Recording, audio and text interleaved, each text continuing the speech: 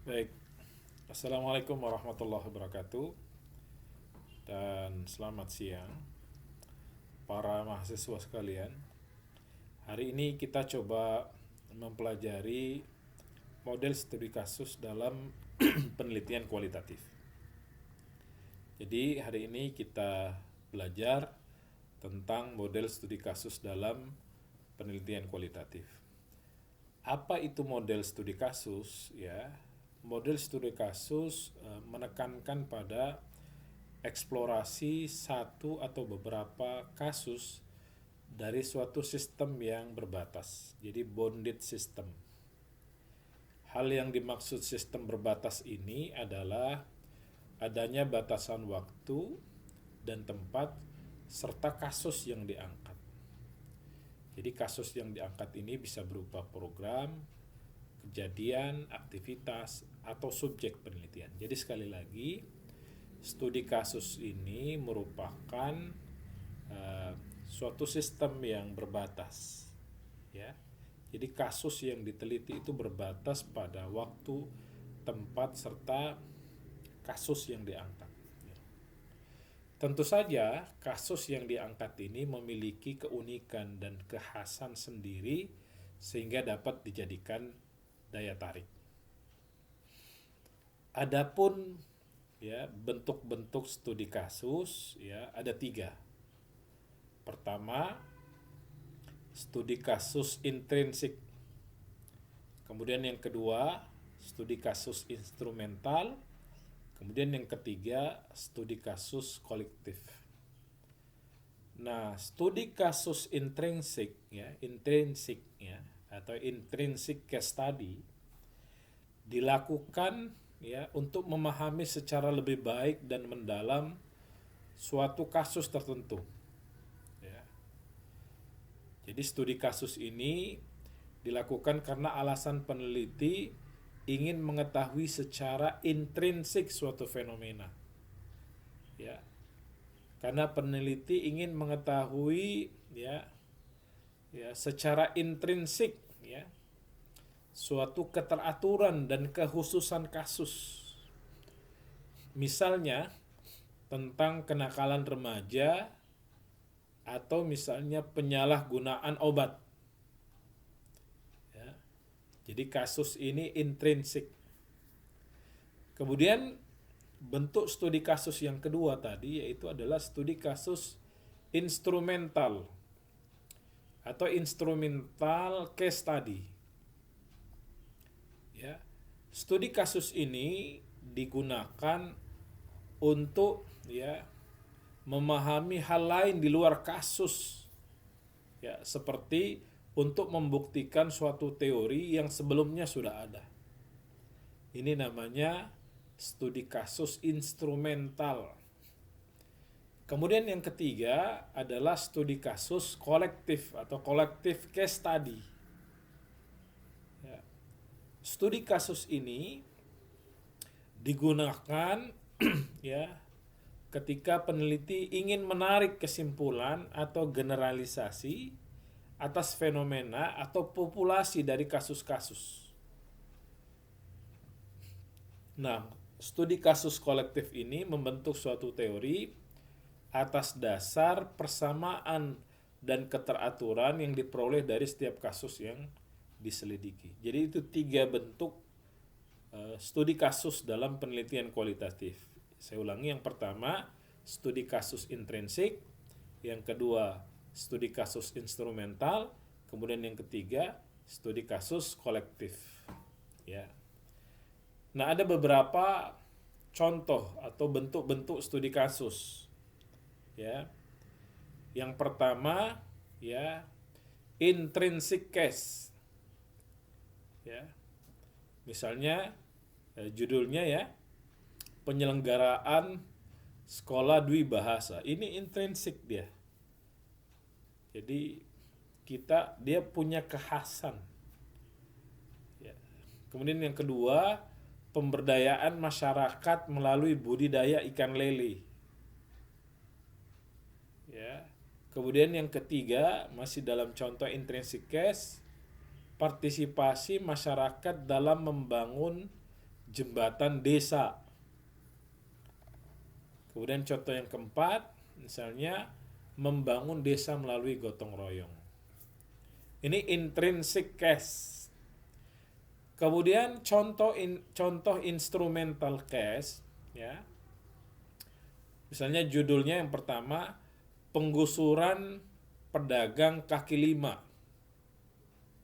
Ini menggambarkan ya instrumental case di tengah-tengah masyarakat untuk mengilustrasikan penertiban pedagang kaki lima. Ya, kemudian yang kedua, ya, misalnya lambannya pelayanan KTP di Kelurahan X.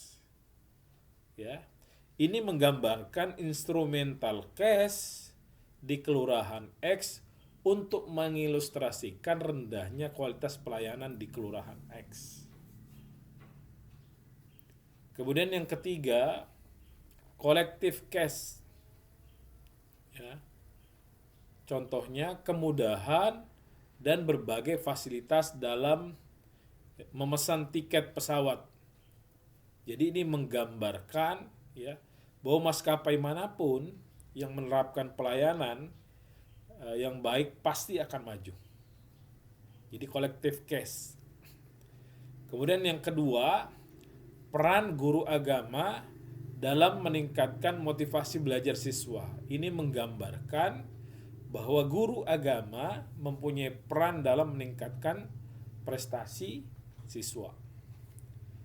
Jadi karena studi kasus kolektif itu atau kolektif case study itu dilakukan untuk menarik kesimpulan atau generalisasi atas fenomena atau populasi dari kasus-kasus, sehingga kemudian studi kasus kolektif itu ingin membentuk suatu teori atas dasar persamaan dan keteraturan yang diperoleh dari setiap kasus yang diteliti. Makanya seperti tadi ada peran guru agama.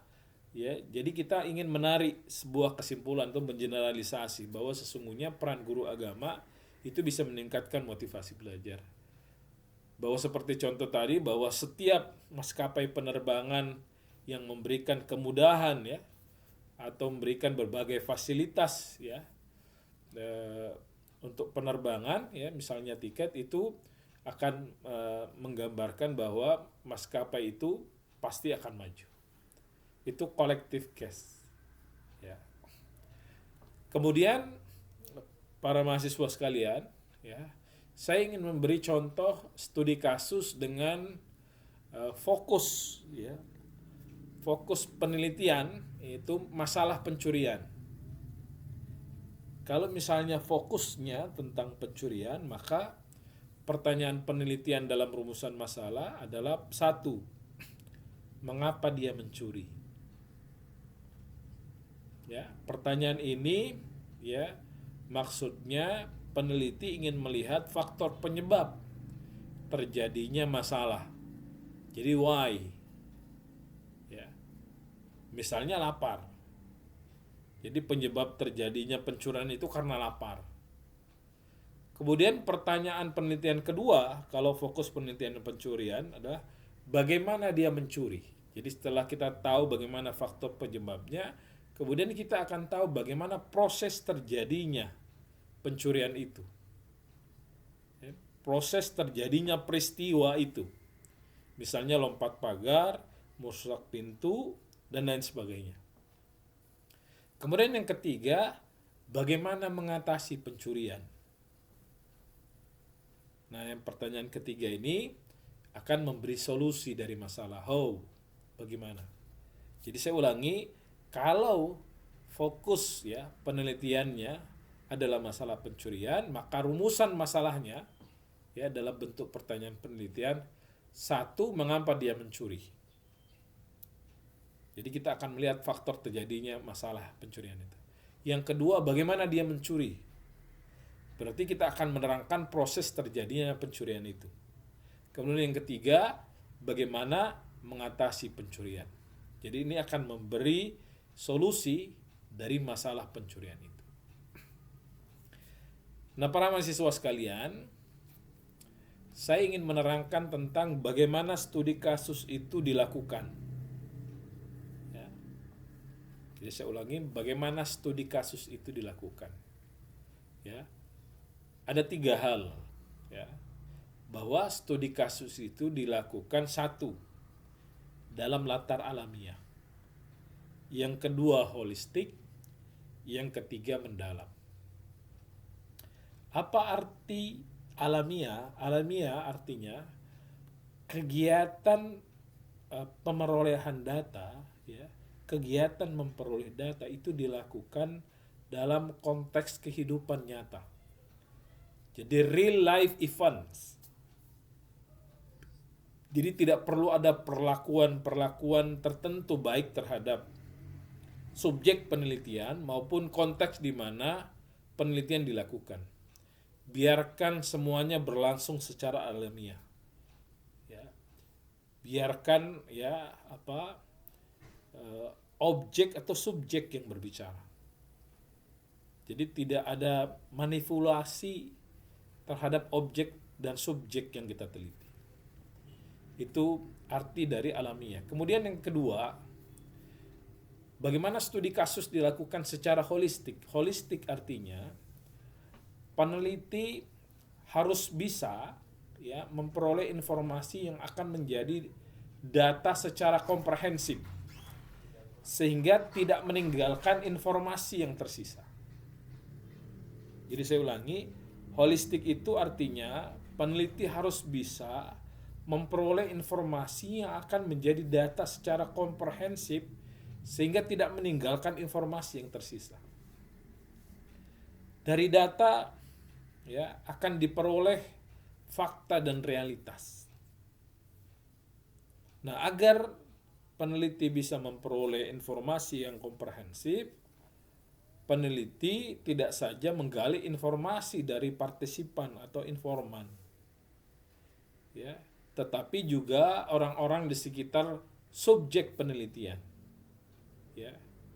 Jadi saya ulangi, tidak hanya terhadap informan utama, key informan kunci, tapi juga kita akan memperoleh data dari hasil melakukan wawancara terhadap orang-orang yang ada di sekitar subjek penelitian. Atau mungkin dari catatan-catatan harian mengenai kegiatan subjek atau rekam jejak subjek. Itu holistik. Jadi yang pertama secara alamiah, yang kedua holistik, kemudian yang ketiga mendalam. Mendalam artinya peneliti tidak saja menangkap makna dari sesuatu yang tersurat, yang tampak di depan mata, tetapi juga yang tersirat. Dengan kata lain, peneliti studi kasus itu diharapkan dapat mengungkapkan hal-hal mendalam yang tidak dapat diungkap secara eksplisit. Tetapi peneliti harus bisa menangkap hal-hal yang tersirat dari setiap informasi yang tersurat. Jadi apa yang tersembunyi dari yang tampak itu harus bisa ditangkap oleh seorang peneliti. Itu makna dari mendalam. Jadi yang pertama tadi saya ulangi, dengan latar alamiah, yang kedua holistik, kemudian yang ketiga mendalam. Kemudian langkah-langkah apa yang harus dilakukan oleh peneliti studi kasus? Saya ulangi, langkah-langkah apa yang harus dilakukan oleh peneliti yang memilih desainnya itu studi kasus. Pertama yang harus dilakukan oleh peneliti adalah pemilihan tema, pemilihan topik atau kasus. Nah, pada tahap pertama ini peneliti harus yakin bahwa tema atau topik yang dipilih atau kasus yang dipilih merupakan bagian dari body of knowledge-nya bidang yang dipelajari. Jadi kalau Anda jurusan atau program studinya administrasi publik, maka memilih kasus yang memang menjadi wilayah kajian bidang administrasi publik. Begitupun dengan teman-teman mahasiswa yang program studinya administrasi bisnis. Maka Anda harus memilih kasus yang merupakan bagian dari wilayah kajian administrasi bisnis. Sebab logikanya, jika seorang peneliti ya ingin menghasilkan penelitian yang baik, maka tentu saja dia harus memilih topik atau kasus bidang yang diamati, yang diminati dan dikuasainya. Ya. Jadi jangan sampai karena ikut-ikutan kepada teman kemudian memilih kasus tidak sesuai dengan yang diminati atau yang dikuasai. Ya. Karena itu ini sangat penting, ya. Tentu saja kasus yang dipilih ini adalah misalnya topik yang dipilih ini karena berdasarkan pengalaman, ya, pengalaman pekerjaan, ya, atau pengalaman di jabatan, atau mungkin hasil dari membaca buku atau koran, ya, atau mungkin hasil dari mengikuti pertemuan-pertemuan ilmiah, ya, seperti seminar, lokakarya, konferensi, workshop, ya, atau mungkin ada kasus yang diperoleh dari hasil diskusi dengan teman-teman. Ya. Jadi itu penting. Yang pertama, memilih tema, topik atau kasus sesuai dengan bidang yang diminati dan dikuasainya. Dan yang paling penting juga adalah sesuai dengan body of knowledge, bidang yang dipelajari. Jadi kalau ada administrasi publik, jangan jauh dari administrasi publik. Harus sesuai dengan rumah administrasi publik itu. Nah, setelah Anda menentukan tema, topik, atau kasus ya tertentu, maka Anda harus melakukan kajian literatur, membaca literatur, melakukan telaah literatur. Ya. Jadi peneliti mengumpulkan literatur atau bahan bacaan sebanyak-banyaknya. Ya, bisa berupa buku, ya, jurnal ilmiah, ya, atau mungkin hasil-hasil penelitian terdahulu berupa skripsi, tesis, disertasi, atau mungkin majalah ilmiah, ya, surat kabar mungkin dan lain sebagainya. Jadi Anda diminta untuk melakukan kajian literatur, membaca literatur. Namun demikian, ya, dalam mengumpulkan ya bahan bacaan, peneliti perlu mempertimbangkan dua aspek. Yang pertama tentu relevansi dari bahan bacaan atau literatur tersebut ya, dengan topik kasus yang diangkat. Ya. Jangan sampai kemudian Anda setengah mati mengumpulkan bahan bacaan tapi kemudian tidak ada relevansinya ya, dengan topik bahasan atau kasus yang akan diangkat. Ya, itu yang harus diperhatikan. Kemudian yang ketiga, setelah Anda menentukan tema topik, kemudian membaca literatur, melakukan telaah atau kajian literatur, kemudian Anda menentukan fokus atau masalah penelitiannya. Fokus penelitian atau masalah penelitiannya. Nah, langkah ini sangat penting ya dalam setiap penelitian karena Anda harus diminta merumuskan fokus penelitian dengan benar. Ya. Jadi jangan sampai kemudian fokus penelitian Anda, kemudian Anda membuat rumusan masalahnya itu tidak baik, tidak tepat gitu. Ya.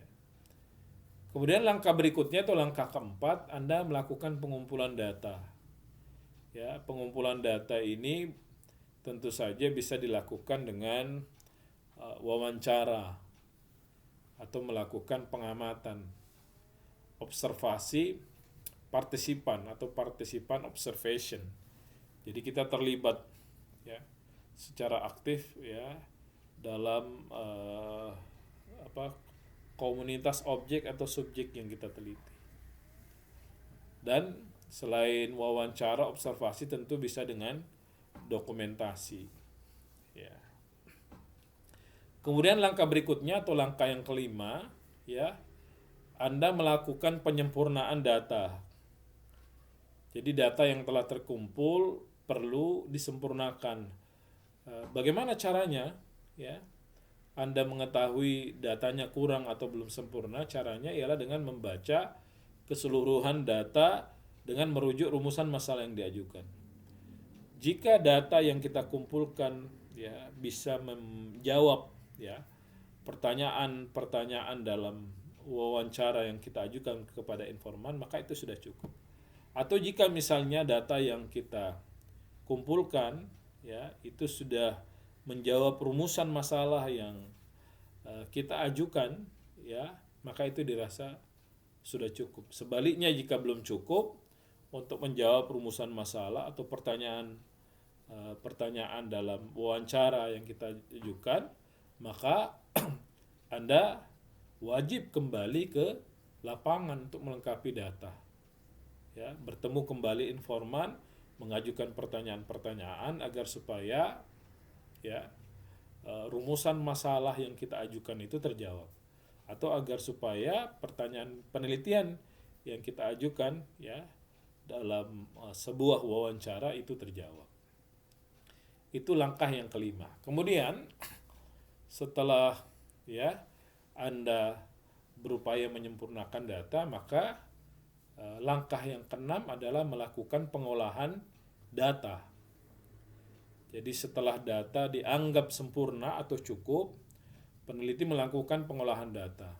Ya, jadi bisa dengan cara melakukan pengecekan ya kebenaran data, kemudian menyusun data, kemudian membuat coding ya, kemudian mengklarifikasi data, kemudian mengoreksi jawaban wawancara yang kurang jelas ya harus diperjelas, misalnya mungkin karena ketika melakukan wawancara kita terburu-buru. Nah, tahap ini ya, dilakukan tentu saja untuk memudahkan nanti ketika Anda akan melakukan analisis data. Kemudian yang ketujuh, ya, langkah berikutnya adalah melakukan analisis data. Ini yang saya sebutkan tadi. Jadi setelah Anda mengolah data, ya, mengecek, ya, kebenaran data, menyusunnya, melaksanakan coding, ya, penyandian, mengklarifikasi data, maka langkah selanjutnya adalah melakukan analisis data. Nah, setelah data berupa transkrip, hasil wawancara, dan observasi, maupun gambar, foto, catatan harian subjek, dan sebagainya, ya dianggap lengkap dan sempurna, maka peneliti melakukan analisis data. Analisis data studi kasus ya, dalam penelitian kualitatif itu pada umumnya hanya bisa dilakukan oleh peneliti itu sendiri. Ya. Jadi ada model interaktif yang ditawarkan oleh Miles dan Huberman. Ya.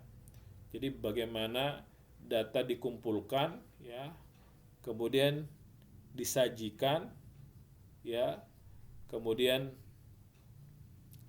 ditarik kesimpulan. Ya. Itu langkah yang ditawarkan oleh Miles dan Huberman. Kemudian yang kesembilan, ya, setelah Anda melakukan analisis data, tentu saja ada kedelapan ya, kira-kira dialog teoritik. Jadi untuk melahirkan temuan konseptual, ya bisa saja Anda melakukan dialog ya teoritik. Artinya apa? Data yang Anda kumpulkan itu apakah sesuai dengan teori atau tidak? Jika sesuai dengan teori, bagaimana Anda menyikapinya? Dan jika tidak sesuai dengan teori, bagaimana sikap Anda? Tentu saja seringkali data yang kita kumpulkan berbeda dengan teori. Atau jika misalnya sama, tentu Anda ada interpretasi Anda apakah sama atau tidak sama dengan teori. Itu namanya dialog teoritik. Jadi data yang Anda dapatkan itu disandingkan dengan teori yang berlaku selama ini. Kemudian yang terakhir tentu saja adalah melakukan triangulasi. Ini wajib bagi seluruh penelitian kualitatif, ya. Jadi bagaimana agar supaya temuan itu tidak bias, ya, kita perlu membandingkan, ya, mengkonfirmasi. Namanya uji konfirmabilitas. Itu bagaimana membandingkan hasil wawancara dengan dokumen atau hasil wawancara dengan observasi atau pengamatan. Atau begitu misalnya kita membandingkan hasil observasi kita dengan hasil wawancara. Jadi triangulasi. Ini untuk menghindari bias gitu. Sehingga kita harus melakukan recheck. Ya, itu salah satunya adalah dengan triangulasi pengumpulan data, teknik pengumpulan. Bisa juga triangulasi sumber. Jadi kalau kita tanya si A, bagaimana pendapat B, bagaimana pendapat C. Itu namanya triangulasi sumber data. Atau misalnya triangulasi waktu, bisa. Jadi berdasarkan waktu membandingkan. Ya, atau triangulasi tempat, banyak ya model-model triangulasi. Nah ini perlu dilakukan. Jadi saudara-saudara sekalian, ada 9 ya langkahnya yang harus Anda lakukan dalam melakukan penelitian studi kasus. Saya tidak ulangi, dan saya berharap Anda bisa ya memahami ya model studi kasus ya dalam penelitian kualitatif. Demikian yang bisa saya sampaikan. Mudah-mudahan sedikit banyak Anda bisa memahami apa yang dimaksud dengan model studi kasus dalam penelitian